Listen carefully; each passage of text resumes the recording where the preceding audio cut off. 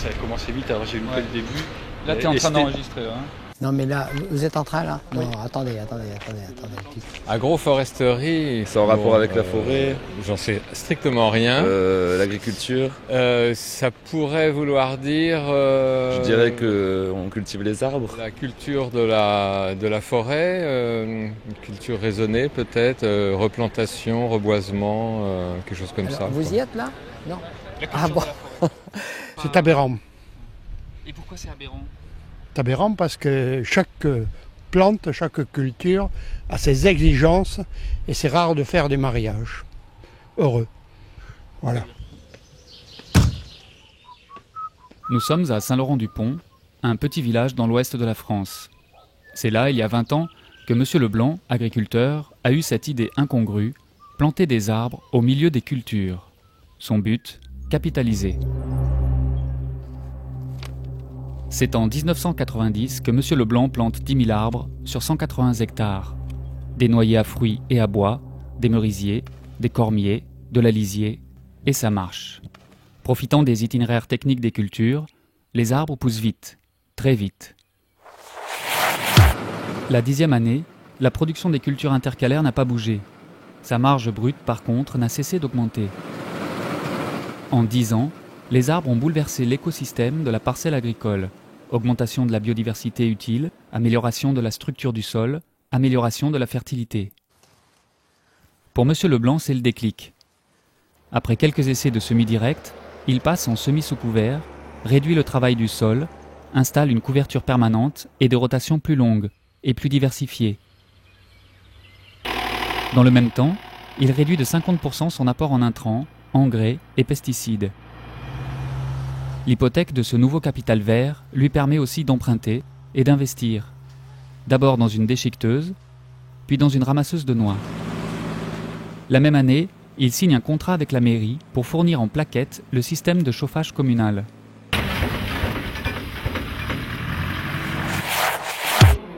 Arrivent les années 2000. On parle d'agroécologie, de développement durable, d'agroécosystème intensif, de croissance verte. On parle de taxes, de réglementation. Monsieur Leblanc, lui, continue à cultiver. Ses coûts de production ont été divisés par 3. Sa consommation en fuel par 2,5 et son temps de travail sur les cultures par 2. Un temps qu'il consacre à l'accueil. D'abord des agriculteurs, éleveurs, chercheurs et techniciens venus de la France entière pour comprendre et apprendre de son expérience. Mais aussi des touristes qui, le temps d'un week-end, viennent se détendre dans les gîtes qu'il a construits aux abords de ses parcelles. En 2015, tandis que le coût des intrants d'origine minérale ne cesse d'augmenter et les réglementations environnementales de se durcir, M. Leblanc réduit encore ses intrants. Le non-travail du sol, associé à la ligne des arbres, ont permis de multiplier par 3 la quantité d'auxiliaires des cultures. M. Leblanc n'utilise pratiquement plus d'insecticides ni de fongicides. Alors que le coût des engrais indexés au pétrole atteint la barre des 400 € par hectare, M. Leblanc, grâce à l'apport combiné des arbres et du BRF, diminue ses charges à moins de 150 € par hectare. En 2020, une loi sur l'eau impose les agriculteurs. M. Leblanc ne paye rien. Son système de production répond aux normes. Un système qui, de plus, stocke 2,5 tonnes de carbone par hectare et par an. À ce titre, M. Leblanc perçoit une prime carbone annuelle sur la base de 120 € par hectare, soit 54 000 € par an. En 2030, les arbres sont à maturité. Le rendement des céréales n'a baissé que de 20%. L'épuisement des stocks d'énergie fossile au niveau mondial font du bois une des principales ressources dans les secteurs de l'énergie, de la construction et de l'isolation thermique. Cette ressource, M. Leblanc n'en manque pas. Chaque arbre est vendu 1 500 € pièce pour le bois d'œuvre, auquel viennent s'ajouter 200 € de bois déchiqueté. 2040. M. Leblanc est aujourd'hui à la retraite. Alors que les réserves mondiales de potasse et de phosphate touchent à leur fin, que les budgets de l'industrie agrochimique, dans son combat face aux nouvelles résistances, atteignent des sommets, et que l'eau est devenue le principal facteur limitant de l'agriculture, les enfants de M. Leblanc héritent d'une exploitation durable au capital foncier de plusieurs millions d'euros. Nous pourrions tous rêver d'un tel scénario. Est-il pourtant si illusoire ? Nous savons que nos modèles agricoles actuels sont de loin dépassés par les enjeux des années à venir. La population mondiale ne cesse d'augmenter dans un espace indéniablement limité. La production d'agrocarburants, ajoutée à la nécessité de conserver des zones protégées pour maintenir la biodiversité, vient encore restreindre ses limites. Il faut donc augmenter les rendements. Mais nous savons également que ces rendements sont déjà à leur maximum dans les principales régions productrices et ne tiennent qu'au prix de l'utilisation croissante d'intrants chimiques, eux aussi limités, et de leur corollaire sur l'environnement et notre santé. Nos modèles doivent être revisités. Soit, mais comment ? Vers quelle perspective ? Pour quelle production ?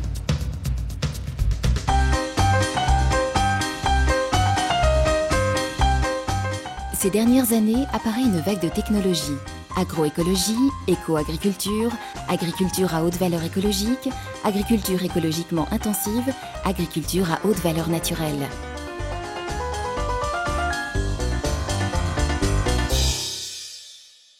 Ces multiples appellations désignent en réalité une agriculture non plus intensive en produits chimiques et en énergie, mais intensive dans ses capacités à valoriser l'ensemble des ressources naturelles d'un écosystème sans en altérer leur renouvellement.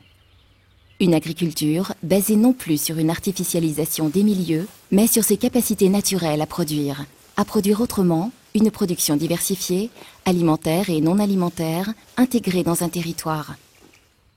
Parmi ces pratiques, l'agroforesterie.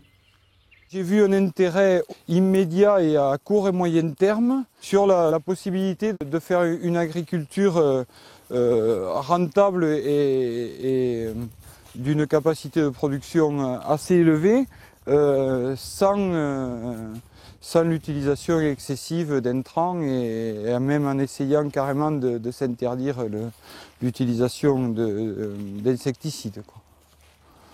L'agroforesterie n'est pas une idée nouvelle. Encore aujourd'hui subsistent des exemples, comme les prés vergers en Normandie, les oliviers en Méditerranée associés à la vigne ou au blé dur, ou encore les noyeraies du Dauphiné et du Périgord. Ailleurs, dans certaines régions en Asie ou en Afrique, ces systèmes associés représentent souvent la seule alternative pour assurer l'autonomie alimentaire de ces régions. L'association arbre-culture est donc possible, et parfois même nécessaire. Mais des questions demeurent. Peut-on considérer l'agroforesterie comme une voie de diversification crédible des exploitations agricoles en Europe ? Quelle réponse ce système peut-il apporter aux enjeux agro-environnementaux d'aujourd'hui ? Et enfin, notre société est-elle prête à changer et reconsidérer profondément la place de l'arbre dans l'agriculture ?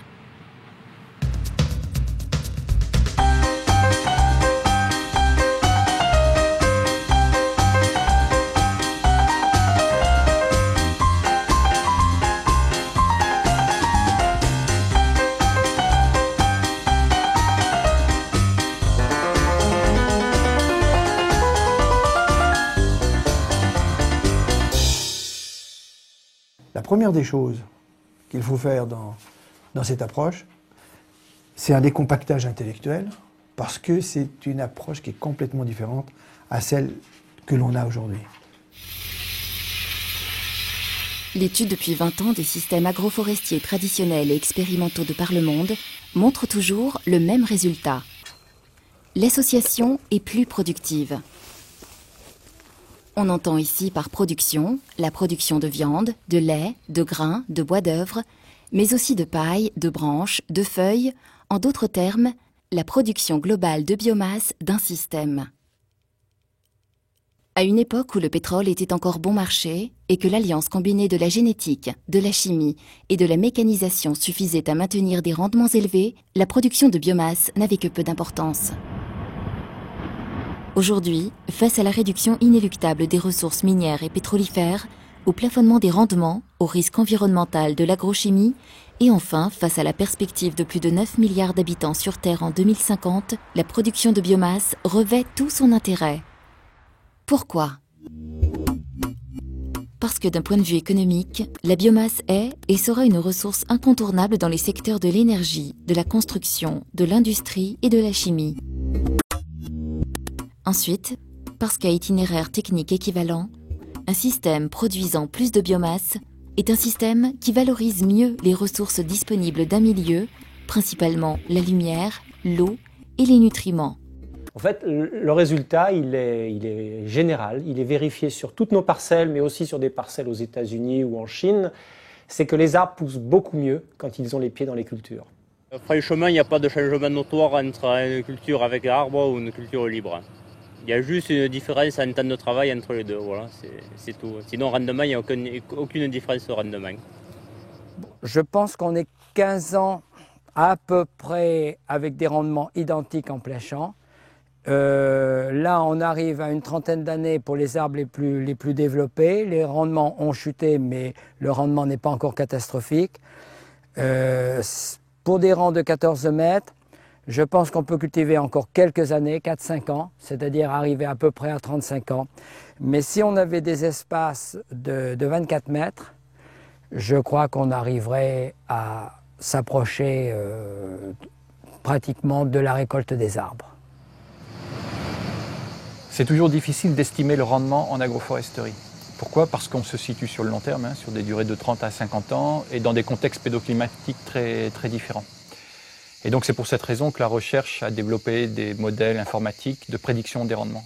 Et que ce soit aux États-Unis, en Chine ou en Europe, les résultats des simulations montrent à peu près les mêmes résultats, à savoir que pour une cinquantaine d'arbres à l'hectare, par exemple, eh bien, la baisse de rendement la dernière année, l'année où on va couper les arbres, elle est de l'ordre de 20% à peu près. Mais ces résultats ne tiennent pas compte de certains paramètres importants sur le long terme, comme le réchauffement climatique, la baisse de la biodiversité, les problèmes d'érosion de sol. Et c'est là que l'agroforesterie peut jouer un rôle peut-être positif, parce qu'elle va intervenir sur ces différents facteurs. Et par exemple, de récentes études de l'INRA de Montpellier par rapport au réchauffement climatique a montré un impact plutôt positif de l'agroforesterie sur la culture, notamment parce que les arbres vont limiter l'évapotranspiration de la culture ou limiter le risque d'échaudage de la céréale. Contrairement aux idées reçues, l'arbre pousse mieux et plus vite lorsqu'il est associé aux cultures. Avec une densité de 50 arbres par hectare, les cultures, elles, restent productives longtemps à condition d'adapter les itinéraires techniques et de privilégier les cultures d'hiver ou une couverture permanente du sol. Mais l'agroforesterie a ceci de différent avec n'importe quelle autre pratique, c'est qu'elle contribue à la pérennité du système en jouant sur les mécanismes naturels complexes mis en jeu dans les écosystèmes. Alors l'introduction d'arbres dans les parcelles cultivées, telles que nous les avons derrière nous, permet l'introduction d'habitats qui avaient disparu. Et ces habitats sont pourvoyeurs de ressources indispensables pour les insectes auxiliaires, soit pollinisateurs, soit entomophages, donc ennemis naturels de ravageurs des cultures. Et ces services écologiques rendent, comme leur nom l'indique, des services indispensables à l'agriculture. Ce sont à la limite des facteurs de production aussi importants que les autres, qui représentent une certaine valeur économique. Ces 20 dernières années, les rares recherches en agroforesterie se sont contentées de comparer un système avec ou sans arbres. Alors c'est sûr qu'avec une cinquantaine d'arbres à l'hectare, par exemple, on va profondément modifier le milieu. Mais je crois qu'aujourd'hui, il faut passer à une étape supérieure. Il faut pouvoir passer du stade de l'observation à celui du pilotage du système. Il faut imaginer des itinéraires techniques, des aménagements qui soient plus performants en termes de lutte biologique, de maintien de la fertilité des sols, de préservation de la faune sauvage, de stockage de carbone, etc. Et c'est là que l'agroforesterie moderne prendra toute sa dimension, parce qu'elle va proposer une agriculture qui produit des biens agricoles et des services écologiques.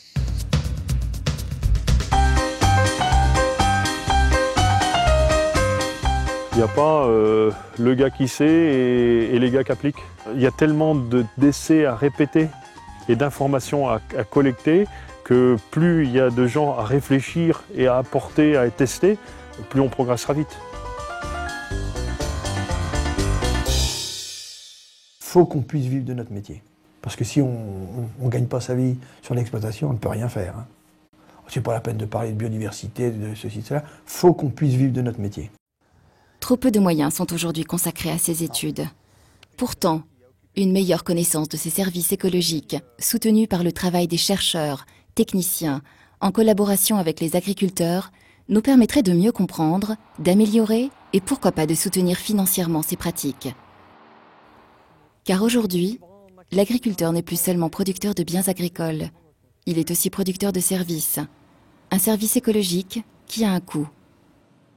Dans un système agricole, on fait table rase. On supprime les indésirables, on supprime ceux qui supprimaient les indésirables et on obtient un système totalement artificialisé qu'il faut tenir grâce à des produits phytosanitaires, grâce à des engrais. Là, on essaye une autre démarche, c'est de l'agroécologie. On essaye de faire fonctionner un système productif, mais sur la base des règles de la nature. C'est une autre approche complètement différente. Comprendre l'agroforesterie demande de pouvoir changer profondément notre façon de voir, de penser, pour appréhender un système de production à plusieurs strates, dans l'espace et dans le temps, pour produire autrement, dans une perspective à long terme.